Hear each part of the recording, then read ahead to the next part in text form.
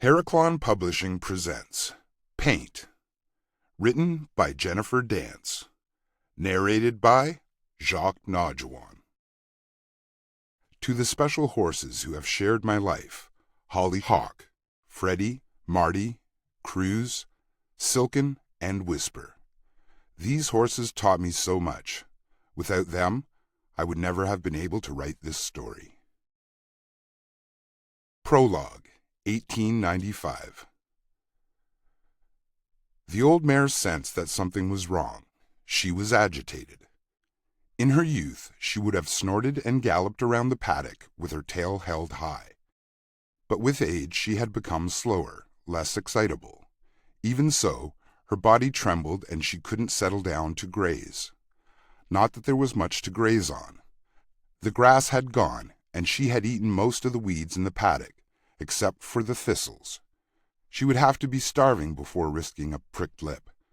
And she wasn't starving, not quite. She wandered across the field, pawing occasionally at the bare ground, asking it to yield something edible. She dug up some grass roots. Curling back her lips, she grasped the tuft with her front teeth, tossed her head to dislodge the clods of earth, then chewed, thoughtfully, slowly, her few remaining molars grinding against the grit. The air was changing now. She could feel the hair on her back beginning to rise. She paced back and forth in front of the gate, her agitation building, her heart rate increasing. Everything inside her was responding to a message from that deep and ancient part of the brain that told her to bolt, to escape, because her life was in danger. But she couldn't get away. She was fenced in. Frantic, she pushed against the gate, then reached to mouth the latch. But even before her damp nose touched the metal, a spark flew across the charged air. It snapped and crackled, biting her as if she'd been stung by wasps. She jumped back, startled and perplexed. There were no wasps, no lightning, no thunder, no rain, not even a nearby cowhand cracking his whip. Something hit the ground with a thump not far from her nose. She jumped sideways, then bolted away at full gallop. After a few strides, she realized that the predator wasn't chasing her, so she stopped to take stock of the situation. It was neither an eagle nor a wolf, just a small bird. It had no markings, nothing to make it out of the ordinary. But the horse knew there was something extraordinary in the way the creature came to be at her feet. Something was wrong, but she didn't know what. Birds didn't fall from the sky. They fluttered down or glided on outstretched wings. They didn't hit the dirt so hard that they bounced. From a safe distance, the old mare's curiosity got the better of her fear. She stretched her neck down and sniffed. The aroma of grass and seed made her braver. The creature wasn't a predator. Predators smelled of meat. Gingerly she walked toward it, snorting and blowing, bobbing her head and the bird's unusual presence still warning her to be wary. It lay still, dust settling on its unblinking eye. Suddenly it gasped, and the mare spun away. But the downy breast didn't rise again. After a few seconds, the old horse was brave enough to touch a feather with her whiskers. She knew then that the spirit of life had left the creature. Another bird fell not far from her, hitting the parched earth with an equally alarming thump that sent a puff of dust into the air. Again, the horse shied away, dancing for a moment in the shadows that flickered over her back. The moving pattern of light and dark told her that a flock of birds was overhead. Soon they blotted out the burning sun, leaving the horse in total shade. More birds fell from the sky like hailstones. She raised her tail and pranced away from them into the bright sunlight on the edge of the paddock. Then, suddenly, the flock was gone. The air stilled. But not for long. The dust storm slammed into her. There was no shelter for the old horse. She turned her rump to the wind, arched her back, lowered her head, and braced against the onslaught. Her black and white markings vanished under a coat of sand. Chapter 1, 1870. The mustangs were barely visible as they loped across the rolling plain, their multicolored spots and smudges melding with the earth and rocks, their steaming manes and tails masquerading as tall grasses blowing in the constant prairie breeze. Despite the vast open grassland around them, the horses were bunched up, pressing into one another, head to flank, nose to tail. Yearlings gamboled, bursting ahead of their mothers, trying to goad them into play. But most of the mares were heavy with foal and couldn't be provoked. A slow lope was all they could manage. The boss mare was taking the herd back to the place where most of them had been born, an area of scrubby woodland where mustangs could hold the wolves at bay, a place where the newborns would have a better chance of survival than on the open plain. But something was wrong, and had been for a while.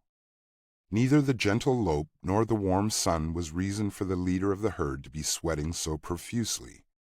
She stopped and flung her head back to nip at her flank. Then she kicked up at her belly with a hind leg. The feelings weren't new to her. She had foaled many times before, but this time it was different. The feelings were lasting too long. She groaned and lowered herself to the ground, stretching out on her side, her tail swishing furiously. But it didn't seem to help, so she heaved herself up and kicked at her belly again. The other horses stopped and waited with her, anxiously snatching mouthfuls of grass here and there. The laboring mare heaved herself up and down many times before she wearied and lay quietly in the grass. Still the herd waited. The mare's yearling colt stayed close, nudging and licking her. The others sniffed the air. The scent of birth made them anxious. Countless generations of wild ancestry had taught the horses that birth odor attracted their most feared predator, wolves. All of the horses knew they should be moving on, seeking safety. Their legs itched to run, but their leaders still had no power over them. She thrashed her head occasionally as if to let them know she was still living, still dominant, still in charge. Another odor tinged the air too, humans. It was a smell that demanded the wild horses flee, but the herd was leaderless. Several of the mustangs made brief sorties, trotting boldly away before returning with wide eyes, anxiety pinching their lips and tightening their nostrils. Suddenly an old mare walked purposefully away from the herd and didn't look back. Immediately many of the horses followed her, but some stayed, remaining loyal to the helpless leader for just a few more minutes. Then their survival instinct kicked in, and they loped after the others. The yearling colt was the last to leave, but eventually he too spun on his haunches, whisked his half-grown tail over his back, and galloped after the herd. The boy known as Noisy Horse was in his 12th summer when he found the painted mustang. He had not noticed the wild horses loping across the prairie, nor had he seen the herd anxiously waiting for nature to take its course. He had not even seen the pricked ears of his family's horses as they stared into the distance, trying to catch a glimpse of their wild cousins. It was the raucous, distant cries of ravens that caught his attention. They were circling in the sky, some way off from the teepees. Noisy Horse knew it meant that a creature was dying out on the plain, so he jogged off to investigate. The mare was easy to spot, a black and white mound in the short grass, directly under the flight path of big black birds. She was on her side, as if she was sleeping, stretched out in the sun. The boy approached gently, unsure if she was alive or dead, half expecting her to startle and jump to her feet, yet knowing she would not let him get close if she was still alive. When he saw her eyes, he knew for sure. The light in them had gone. The wolves had not yet found her, but Noisy Horse suspected that it would not be long. The ravens were calling for them, needing the carnivores to rip open the carcass and serve the scavenging birds their meal. It was only as he turned to leave that Noisy Horse saw the newborn filly, hidden in a clump of taller grass. She was painted like her mother, but smoky gray and white. And also like her mother, she lay flat on her side. But she was not dead. The boy could see her nostrils twitching. As he moved closer, she tried to scramble up, but her legs didn't hold her for more than a second before she collapsed to the ground. Noisy Horse wanted to help, to steady her, to stroke his fingers across her soft new coat, but he held back, sensing that he would frighten her. Instead, he watched, spellbound. She was mostly gray, but was splattered with white splotches, drips, and speckles. Her long ears were solid gray, as was her head, except for a white blaze that dashed around one eye, then coursed down her dished nose like a waterfall, splashing her dark nostril with white spray. She was the most beautiful foal he had ever seen, but he was terrified by how fragile she was. All of his life had been spent with horses. His father was the trainer of the band's herd, yet the boy didn't know what to do. He knew exactly what his father would say, though. "Son, there's nothing we can do. She needs her mother's milk, especially the first milk. Without that, she will die." In his imagination, the boy could see his father's shoulders rise and fall in defeated sigh. "My son, you must accept that death will soon visit her. It is not wise to get your hopes high." But the boy's hopes were high. He hoped that the painted mare had lived long enough for the foal to drink the first milk, and he hoped that if he took the young one home, Swift, his father's favorite mare, might mother her. He knew that mares, even bereaved ones like Swift, usually turned on orphans, driving them away, refusing to give them life. Yet he hoped. He wondered if he could leave the filly alone and run back to the village to fetch his father. But the ravens were starting to attack him, trying to drive him away from the mare's carcass. They were hungry, and getting more so with every passing moment. They'd been calling the wolves for some time now, and Noisy Horse knew that it wouldn't be long before the pack arrived. He couldn't risk leaving the little filly alone. Stooping, he picked her up and settled her across his shoulders, her front legs down on one side of his chest, her hind legs down the other. She was heavier than he imagined, but she didn't struggle, and that made it easier. Clutching all four hooves in his hand, he started for home. The conversation with his father went nothing like Noisy Horse had expected. Touch the Sky was pleased that his son had brought the foal home, saying that it might be a perfect solution to two sad events, the pairing of an orphaned foal and a bereaved mare. Noisy Horse sank to one knee and twisted his shoulders, allowing the newborn to slip off into the grass. The mare came over and sniffed, then swung around and kicked out at the orphan. But Touch the Sky was ready for her. He'd seen this behavior before. He charged at the mare with arms raised above his head, hands open and fingers curled like claws. Swift backed off and watched him from afar. Touch the Sky took his skinning knife from his belt. "Keep Swift away from the foal for a while. I'll be back soon." Under normal circumstances, Noisy Horse would have been intimidated by the aggression that the mare had just displayed, but today he felt brave. Defending the helpless foal had turned him into a fighter. He was ready to pounce like a wolf, just as his father had done. He straddled the newborn, squared his body up to the mare, made himself as big as he could, and with arms raised and hands in claws, he stared fiercely at Swift.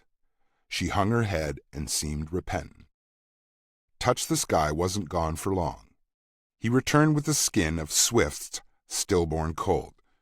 Noisy Horse lifted the orphan to her feet, supporting her while Touch the Sky draped the skin over her back and fastened it with rawhide strips. The painted filly had taken on the identity of a brown colt. "If this doesn't work, then nothing will," Touch the Sky said. The boy let go of the foal. She slumped to the ground. Swift soon became curious, sniffing the air, extending her head and curling back her top lip to inhale more of the scent.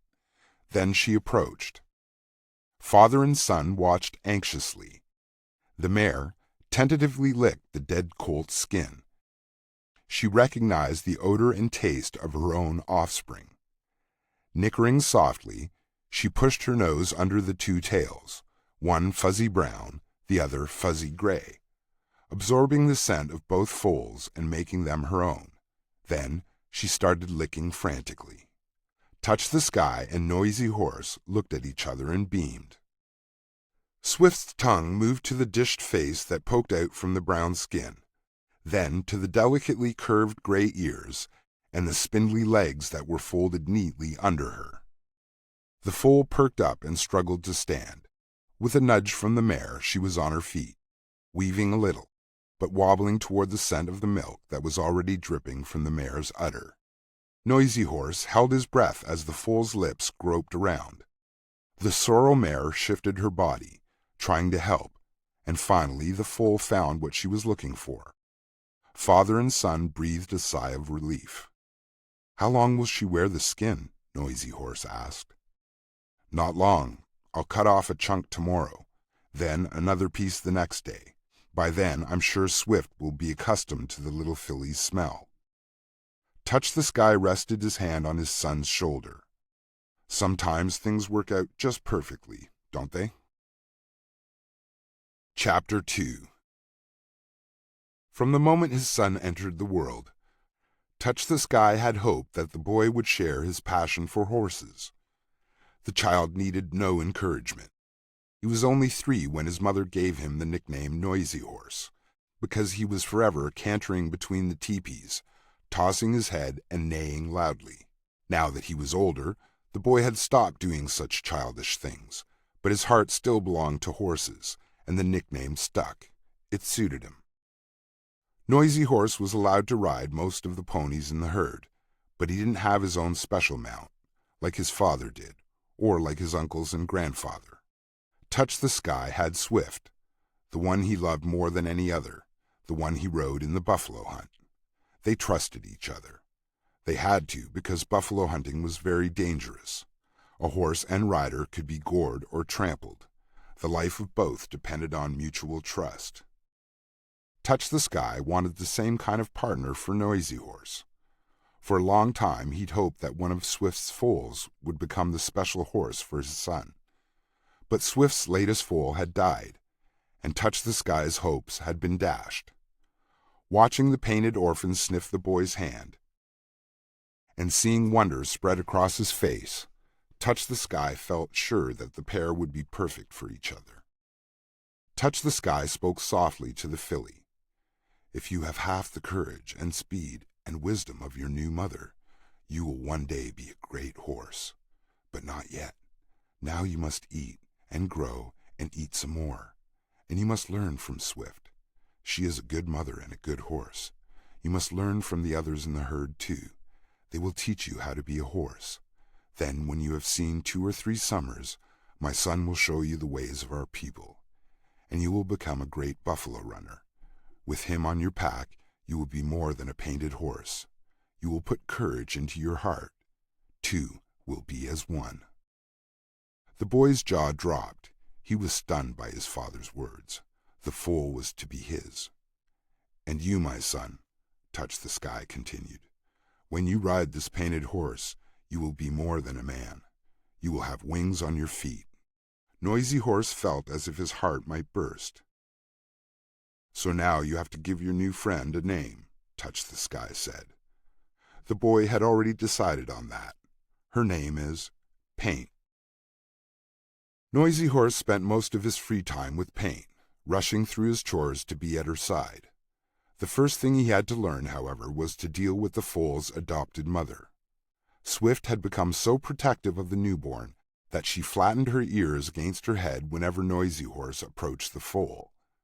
The boy learned to glare at Swift with a confident stance, determined not to be intimidated, even though his stomach was churning. The mare soon agreed to share the filly with Noisy Horse. Touch the Sky knew the benefit of handling horses when they were young, so he encouraged his son to stroke Paint all over, finding the places that she liked best. She would lean her weight into the boy when he scratched her neck close to the base of her ears, and she would poke her nose to the sky, grunting, when he rubbed her chest. Paint was only a few weeks old when father and son slipped a leather loop over her head, tying it fast. The filly didn't like the feeling and shook her head from side to side, then rubbed her face against Swift's ribs. But the halter didn't come off, and soon Paint forgot it was even there. But when Noisy Horse tugged at the rope, expecting to lead her, she dug in her hooves and stood firm. The boy held the rope taut. Paint panicked, almost throwing herself to the ground to escape the pressure of her head. "Stop," Touch the Sky ordered. "She'll hurt herself that way. You'll never succeed with brute force. The horse will always win. When it comes to strength," he chuckled. "I mean a proper horse, not a little scrap like this one." As soon as the boy let the rope go slack, Paint relaxed. She opened her mouth and clacked her teeth. "See, that means she's thinking about things." "What is she thinking?" "She says that she is just a baby and she wants to please you," Touch the Sky replied. "Next time, pull gently to the side, not straight ahead. That way she'll be off balance and it's easier to make her move." Sure enough, with a slight sideway tug, the foal moved a few steps toward the boy. Noisy Horse was expected to take his turn guarding the herd, watching for wild stallions that might try to steal away the mares or wolves that might attack the foals. When he was younger, he and his friends also had to watch for neighboring bands and tribes that might steal horses. Sometimes it was a fun game that the braves played, but other times it was with serious intent. Recently, however, the tribal games and wars had ceased. The mighty Red Cloud had persuaded Lakota, Cheyenne, and Arapaho to set aside their squabbles and unify against the common enemy, the white man. Noisy Horse had never seen a white man, but he had listened to the talk of the elders as they sat around the fires. And he well remembered the day when several warriors had ridden away to join Red Cloud. At the time, he didn't understand why they were leaving, but now he knew. They went to protest against the white man's Bozeman Trail and to fight the soldiers and settlers who were following the trail right through the heart of their traditional territory. Later, the elders had proudly told the story of the Battle of the 100 Slain, praising the band's warriors who had ridden as decoys with Chief Crazy Horse. They had bravely lured the soldiers into an ambush, allowing the unified Arapaho, Cheyenne, and Lakota tribes to kill all the soldiers. What's more, it was American Horse, one of their own, who had slain the leader of the troops. Noisy Horse felt proud that he too carried the horse medicine. For Noisy Horse, these things had happened in another world, far from his. Unconcerned, he watched the horses gaze. Even wolf attacks happened so rarely that he was able to spend most of the time studying Paint. At first, Swift was protective of her, chasing off curious horses by baring her teeth and charging. But as with most new mothers, she became less protective as Paint became more rambunctious, and soon Paint's growing curiosity started leading her astray. Her coat became marred by missing tufts of fluffy hair, and sometimes her skin was broken by teeth marks. Tika, the herd's leader, was the culprit. Noisy Horse didn't understand why the blue roan mare was so aggressive toward the little filly. Touch the Sky sat with Noisy Horse one day, father and son enjoying the late-day sunshine that glinted off the creek, filling the plain with brilliant silver light. Tika suddenly charged at Paint, driving her away. She then calmly began grazing where Paint had just been eating.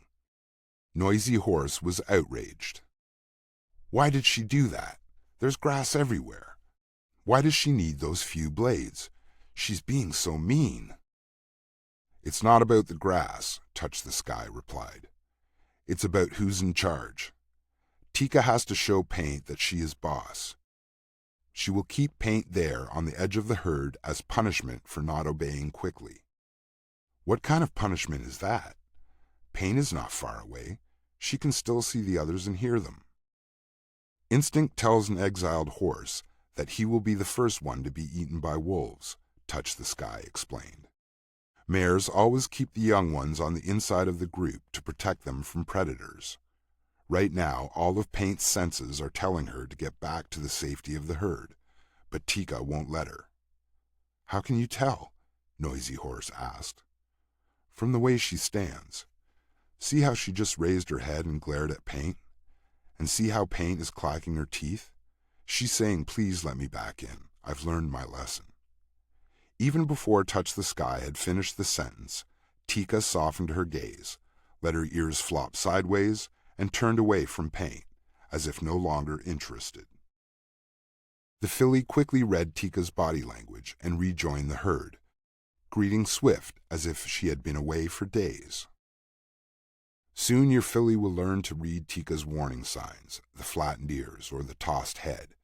Then she won't have to use her teeth. But why must Tika be so bossy? A herd always has a boss mare, Touch the Sky explained. She protects them from danger. But she's biting and kicking them. She is teaching them obedience. They must do as she says immediately. In the wild, their lives depend on it. She makes the hard decisions for them about where to go for food and water and shelter, and she is constantly alert for danger, telling them when to run for their lives. Once they have learned to be obedient and respectful, they can relax, knowing that she will keep them safe. But how do they know she will keep them safe? Touch the Sky took some time searching for an answer. They know based on experience. They obey her because they trust her, because she is a worthy leader. Once a boss mare is too old or too weak, the horses no longer follow her. If she lets them down, they choose a new leader, one who is more trustworthy. Paint had finished greeting the other horses and was now using her baby teeth to nibble the grass. Tika approached her from the rear, pinning her ears and stretching her neck forward. Paint tucked her fluffy tail and scooted away. Tika ate the grass where Paint had been. "See," Touch the Sky said, grinning broadly. "Your little filly is learning." Paint was a leggy yearling. Her soft gray and white baby fluff had been replaced with a sleek black and white coat, and her black tail was half grown. She was learning how to be a horse, and how to submit to the will of others in the herd, but she was less respectful of the boy. He was not growing as quickly as she was, and he was not as strong. She was becoming pushy with him. Touch the Sky knew that a pushy yearling would turn into a disrespectful 2-year-old, and ultimately a dangerous horse. He needed to show his son how to stop Paint's bad behavior. Tying a rope to her halter, he asked Noisy Horse to lead Paint away from Swift. There was a strong attachment between the filly and her adoptive mother. Paint dug her heels and reared up. Noisy Horse shook the rope repeatedly in her face. It sent waves of irritation to her head, and she came back to all fours and ran backward, trying to escape from the sensation. Noisy Horse kept shaking until she was a full rope length away from him. "Now, hold her there with your eyes and your body," Touch the Sky instructed. "How?" Noisy Horse asked. "Pretend you are Tika." Noisy Horse squared himself up to Paint, made himself as tall as possible, and glared at her with all the determination he could muster. "Don't let her move closer to you," Touch the Sky ordered. "If she steps forward, wiggle the rope again and drive her back. Remember, horses hate being alone." Paint took a step toward the boy. He shook the rope until she stepped back again. "She's on her own out there at the end of the rope," Touch the Sky said. "She's getting lonely. She's feeling vulnerable, just as when Tika drives her out of the herd. Any moment now she'll want to come back to you, just like she always wants to go back to the herd. She needs to be close to you. She wants to be part of your herd. But it has to be when you let her in, because you are the boss." Paint lowered her head and chewed as if there was food in her mouth. "That's what I was waiting for," Touch the Sky exclaimed. "She's submitting to you as a leader. Lower your gaze, relax your body, and smile." Paint walked right up to Noisy Horse then. He rubbed her forehead, telling her how clever she was. "She can't tell I'm smiling, can she?" Noisy Horse asked. "Of course she can," Touch the Sky replied. "Horses have big eyes that are set on the sides of their heads so they can see all around. They see many things that we cannot see. How could Paint miss that big, broad grin on your face?" As Paint matured, it was obvious to Touch the Sky that she was not, by nature, a submissive horse. Time and again she challenged Noisy Horse. Touch the Sky took the time to sit with his son, watching how the horses interacted in the herd. He hoped to teach the boy how to act and think like a boss horse. He believed this was the only way that Noisy Horse would become Paint's leader. "See how they speak to each other?" he advised. "They don't speak to each other," Noisy Horse said. "Of course they do. They say a lot of things, but not with words like ours. They speak with body language." Gradually the boy saw what his father meant, but he still didn't understand why Touch the Sky was so insistent about small things, such as making Paint walk behind him instead of in front.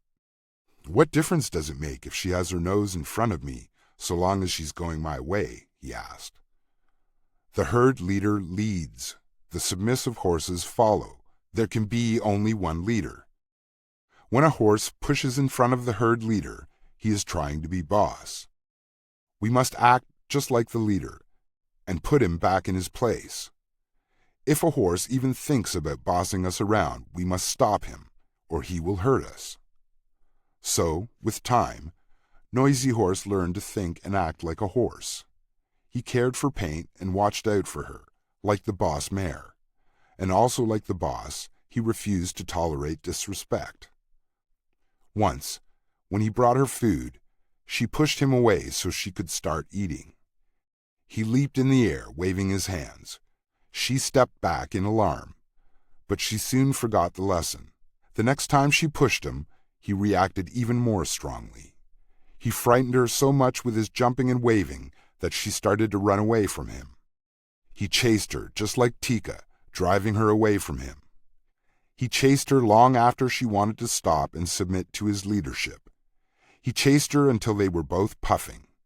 Even then he kept her away with a glare. She licked and chewed, telling him that she had learned the lesson. And she had. She never pushed Noisy Horse again. Chapter 3. As far back as he could remember, Noisy Horse had taken part in the buffalo hunt. While still in a cradle board, he had watched the women skin the buffalo and cut up the meat. As a small boy, he had scoured low bushes with other children, picking berries and herbs to use as seasoning for the meat and fat. Child-sized hands were perfect for packing the mixture into buffalo hide bags. As he grew older, he had stoked the fires, keeping them burning low with just the right amount of sun-dried buffalo dung to smoke and dry both meat and the skins. But now, Noisy Horse was stronger than the women in the band, and that gave him a new status in the buffalo hunt.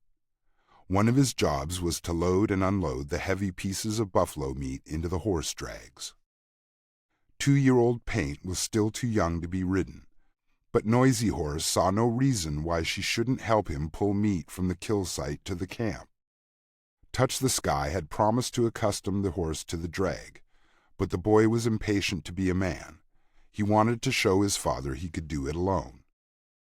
Paint stood quietly while he attached 2 long poles, one on either flank, fastening the leading edges around the chest with a hide collar.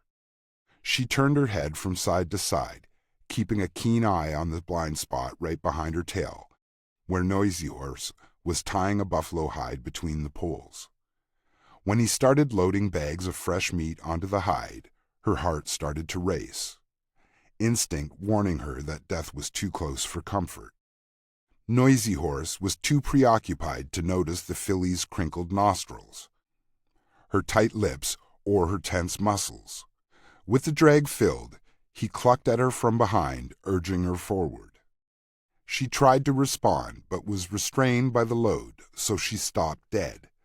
Noisy Horse clicked and clucked to no avail, so he smacked her rump. The unexpected slap propelled her forward, yanking the rein from the boy's hand. But the load chased her. It smelled of blood and freshly killed meat, and was undoubtedly a predator. She bolted away, head up, eyes wide, but as fast as she galloped, she couldn't outrun the animal on her tail.